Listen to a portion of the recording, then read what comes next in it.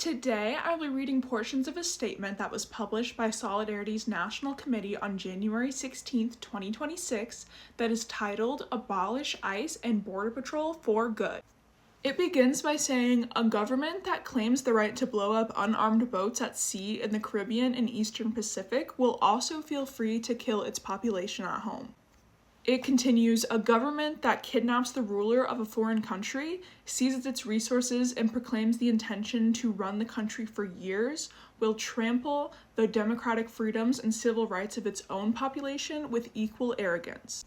The violent terror campaign unleashed against immigrants has resulted in the murder of Renee Good, who answered the call to observe ICE presence. Trump has then doubled down by threatening to invoke the Insurrection Act to quell the growing tide of protest in Minneapolis and beyond.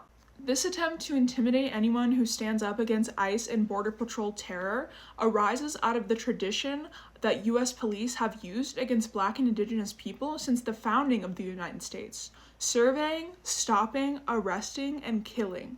Trump's assertion of a Don Roe doctrine, threats to take Greenland, and its pursuit of a white supremacist domestic agenda all reflect an attempt to dominate the world on behalf of Trump and his cronies. The fights to stop these atrocities at home and abroad are really one and the same struggle.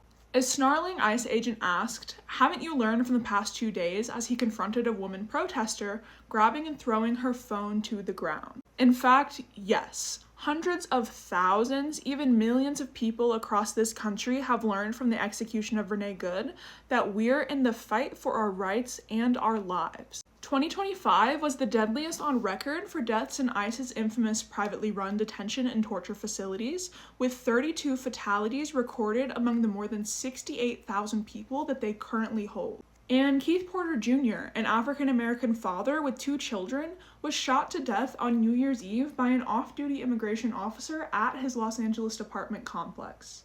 6 federal prosecutors in Minneapolis have resigned over Trump's Department of Justice demand that they investigate Renee Good and her widow, Becca Good, over so-called ties with activist groups, which of course are legal under the U.S. Constitution and what remains of it.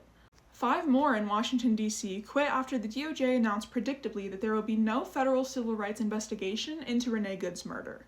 And you don't need to be a radical leftist to know that ICE needs to be sent packing for good, off of our streets and out of our communities, along with the mafia-like authorities who sent them, the president who thinks he owns the world, and the system of exploitation and oppression they serve. Read the statement in full at this link. Thank you.